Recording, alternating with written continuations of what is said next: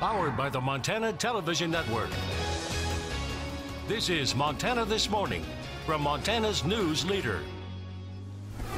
Good morning and thanks for starting it with us. I'm Justine Stewart. And I'm Louis Storch. Hopefully having a great start to your Tuesday. Overall, Justine, we talked about it wasn't bad yesterday. No, those winds came in. You could feel that weather coming, that front, as you said. No, as those winds came in, you really knew when the front moved through. But before that, I was outside. I was like, it was up into the 50s in some places. Nice and warm. Felt really nice. Now, as the front moved through, temperatures are going to drop for today. And we're going to see cool temperatures pretty much all week. And then another chance of a system moving through Thursday and Friday, bringing us more rain and snow. So we'll talk more about that here in just a few minutes. First, though, we have this winter weather advisory in place. This is the one I showed you yesterday. This is going to go into effect, or excuse me, this is going to be until 9 a.m. this morning, where you can get some tricky travel conditions there. Now, for the most part, all the rain and snow that we saw last night, that's moved out, but they're still going to keep this in place until 9 a.m. this morning. Now, that front actually stalled in parts of southwestern Montana, so anywhere in the purple there, this advisory was just issued earlier this morning. You could get a 1 to 3 inches possible in that Butte-Blackfoot region. Here's your Tuesday forecast. We'll see 41 in Missoula and Kalispell with some showers this morning, 42 in Hamilton and Polson.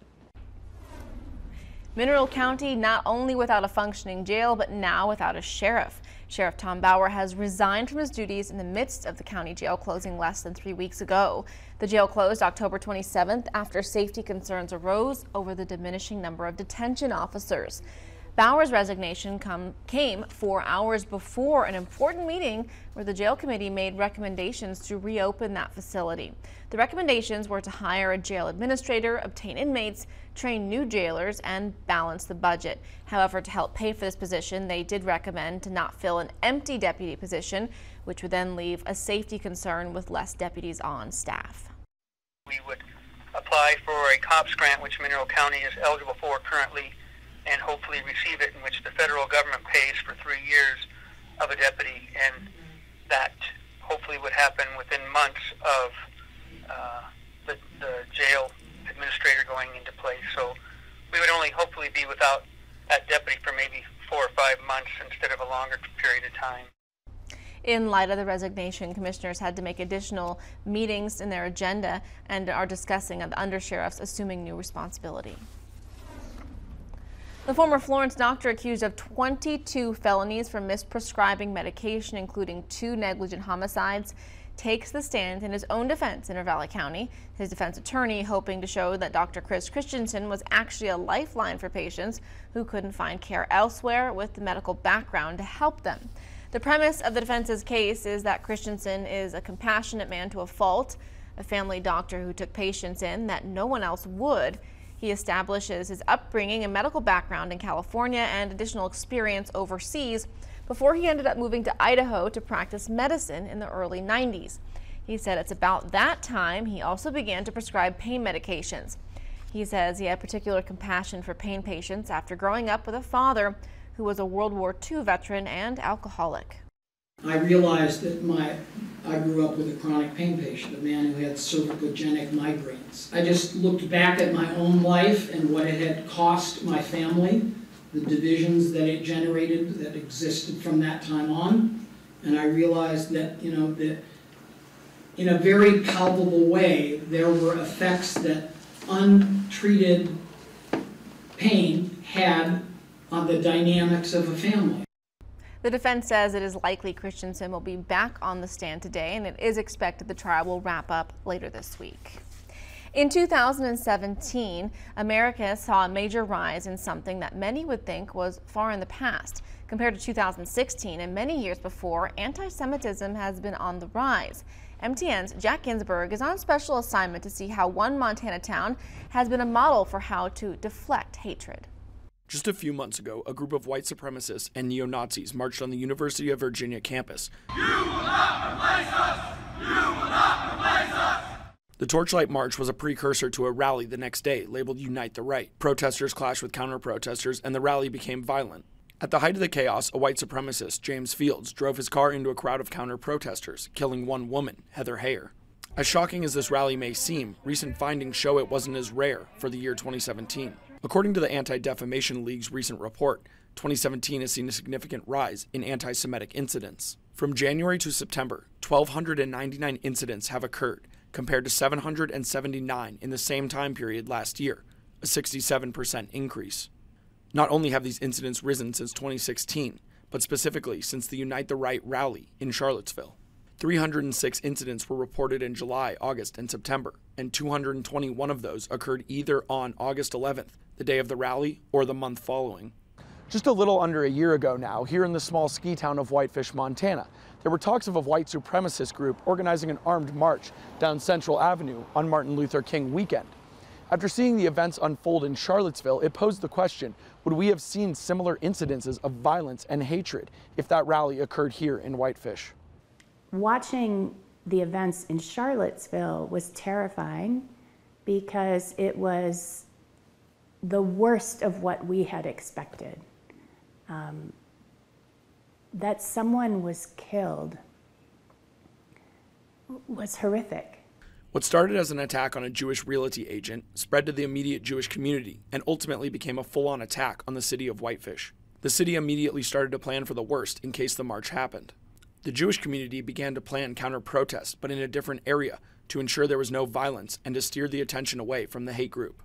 City Council member Richard Hildner says the way the community responded was ideal in a difficult situation. The community really got together and said, this is not who we are. These are not our community values. Our community values are values of inclusion. And I just couldn't be prouder. And people that I've talked to since have said exactly the same thing. In a state where there are under 2,000 Jews, accounting for under 2% of the population, a city came together and took a stand against hatred. While it was terrifying and horrifying, we also knew we weren't alone. Rabbi Rostin received thousands of cards showing support, and the city was presented with a menorah from Jerusalem to honor their courage. Moving forward, the approach that Whitefish took against these attacks is something every community could learn from. Not only standing up to anti-Semitism, but hatred in all forms. It's important that everyone stand up for each other. We certainly are highlighting what's been happening over this past year or two with rising rates of anti-Semitism, but we need to also all stand up against racism, homophobia, and other forms of bigotry. In Whitefish, Jack Ginsburg, MTN News. So far, in just 9 months of 2017, we have seen more anti-Semitic incidents than all of 2016 combined. All right, it is time now to send it on over to Lewis. He's standing by with your weather on the 8s this morning. All right, thank you, Justine. Good morning, everyone. We have a couple pictures that I want to show for you here this morning. This one's first sent in to us by Marie yesterday down there in Stevensville.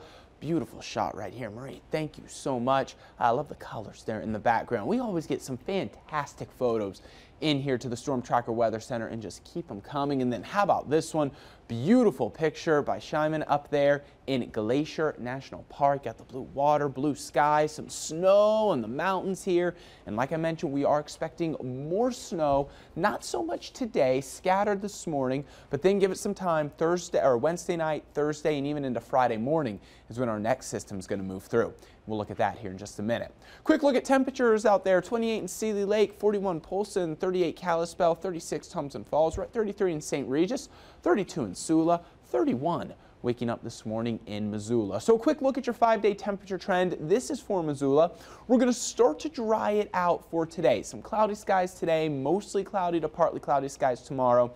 Thursday, Friday, and Saturday, temperatures are going to drop into the 30s. So we're going to see 40s, just slightly below average today and tomorrow. Then temperatures dropping into the 30s with those rain and snow showers developing. So let's go ahead and try to time this out for you here using our Future Track satellite and radar. Notice we stopped this morning at around 6 a.m. Still dealing with some scattered showers, but the majority of this has moved out. Now high pressure is going to build in by this afternoon and into tomorrow. So we stopped this around 1:30 p.m. on Wednesday. We're going to dry it out. Still clouds in the forecast as they will be increasing in front of this system, but no rain and snow for Wednesday. Now, first the warm front's going to move through.